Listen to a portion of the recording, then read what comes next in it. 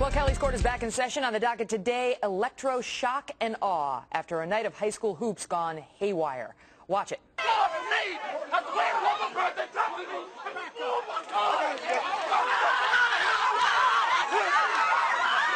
it the game getting the business end of a stun gun, or was it a taser, as officers tried to bring the melee under control?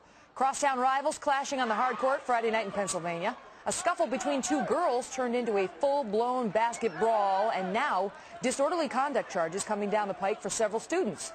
But one of the teens who got zapped, the one in the white T-shirt, this is the one in the gray T-shirt, you saw the one in the white T-shirt first, are set to press charges of his own, he and his family, against the school and the police. So was this effective crowd control, or was it excessive force? Let's ask our panel. Joining us now, trial attorney Lee Armstrong and Fox News legal analyst Mercedes Colwin, live on the set. I mean, we've never done Kelly's Court like this. I'm not sure if I like it. Well, let's try that. First of all, congratulations. I'm in awe of this. Thank you very much. Congratulations. It's amazing. Thank you, loves. It's so great to have you here. They grow up so fast, don't they? Now down to business.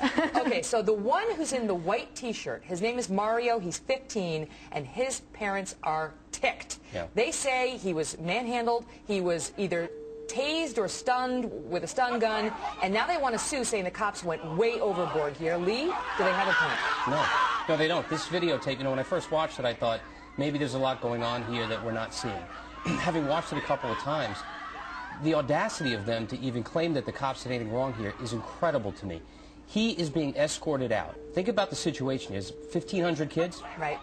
Terrible rivalry between these two teams. They're trying to get this under control. 4 cops. Imagine that, 4. So it's the 3 of us and then one other person. 1,500 kids. They're calming the situation down. They start to walk him out. And what does he do? He breaks away and starts running. That's when they try to subdue him. That's when they stun-gunned him or tasered him. I forget exactly what happened to him. So, no, there's no claim here. These cops acted precisely with the amount of force they should have acted in this case. How about it, Mercedes? With 1,500 kids, they say it was a near riot, and kids are running around. They claim they ordered him to stop, and he didn't. But just looking at the videotape of what this young kid was doing, he was walking out with his coach, and his coach, he goes, "Hey, don't flinch at me," and he started walking away. The coach was literally nose to nose right before, and the coach said, "Go get him to the cops." That was outrageous of the coach to have said. This kid was doing nothing but walking away. He even explained to the coach, "I want to just see my sister." He was doing nothing. His arms are to the side. They're not up. Does that not justify what the police did? If the coach says to the cops, "Hey, stop that kid," I mean, the cops don't know. They're trying to maintain the situation. So does that not work in the police's favor, that they were told by the coach, "Stop him"? They don't need it. They don't need it. They're in the frame. The cops are there. They're walking the kid out. He breaks away from them. But is that enough, Lee? Is that enough to tase the guy or to stun the guy? I mean, just that he's running or he's trying to get away from cops who are manhandling him? Put yourself, just really try to do this. I know I said it, but put yourself there. 4 cops. They're trying to contain this. You have all of the ingredients of a riot, right? You have these 2 teams that hate each other. Right. Girls are fighting. It spills out. It bleeds over into other places. You have all of this going on. Now, you tell me, if you're there, is it, even if you wouldn't use the stun gun, is it reasonable for him to have used it? Now, the kid admitted. He actually said this. Maybe I shouldn't have snapped. His mother, who's threatening legal process, translation, you know, lawsuit, try to make a nickel here, said, you know, he wasn't behaving the right way. We understand that. And yes, he was fleeing from the cops. You tell me what case they think Megan, on relative that. in a situation like that, is it not Mercedes? If your kid is there and he finds himself embroiled in, you know, what's happening nearby is a fight that he has nothing to do with. You see the cops, they've got stun guns, if things are getting out of control. Wouldn't you tell him to run? I tell my son, run, get the heck out of there. And he's 15 years old. You're exactly right, Megan. He was afraid, and that's why he said, "I just want to look for my sister," who, by the way, is a little older. Let's talk about security in that school. There were metal detectors. There were 4 cops. There were dogs. There were 9 officials. They didn't need to use stun guns. By the way, it's 85,000 volts or better when they use a stun gun. That's outrageous. I read that the stun gun is less painful than the taser. Is that not right? But that's not what I saw this afternoon. Either way, it doesn't feel good is the bottom line. 85,000 now let me ask you this, because there's another kid. We talked about Mario, who's 15. Now there's another kid. We have him. He's in a gray sweatshirt. There's also an issue about him and whether the cops actually did stun him or not. Now watch this. Okay, so you can see he's in some sort of an altercation, a verbal altercation with the police officer. And then I can't see what that is. It's the stun gun. Okay. So now they have him down on the ground. Yeah.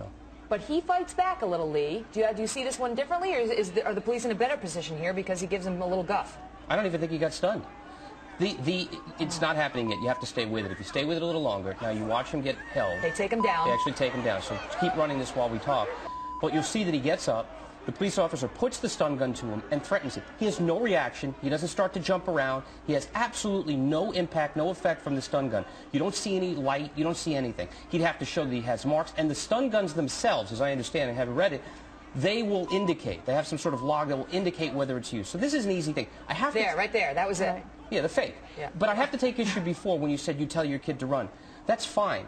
Would you want your kid to run towards the exit? Because that's where that other fellow was being escorted to. What he did is he turned around to run back towards the melee. But he's 15 years old. His mom was in the cafeteria. That's where the melee was. Right. He was running to his mommy. Does the police officer know that as he breaks away and he starts to run, you know and you add fuel to the fire? The police have all this type of training. They understand what to do with rights. Coming out with stun guns with these kids and stun gunning this poor kid of 15 years of age, that's outrageous. It's a little different than I do agree with the 16, with the other kid with the gray.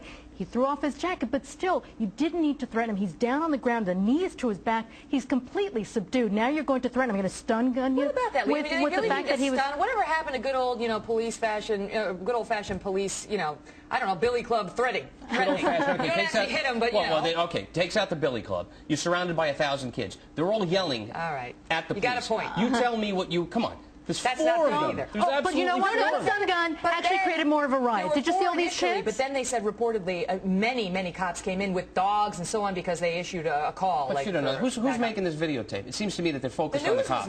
The news was there. Well, it seems I didn't see any video other than what the cops were doing. I'd love to have seen additional video of what the children were doing. Well, are we being too hard on the cops for saying Absolutely. the cops have to protect us? They don't know what's happening. It's a melee. They're outnumbered. But they've got the training. They understand how to deal with crowd control. I think they went beyond the pale when it comes.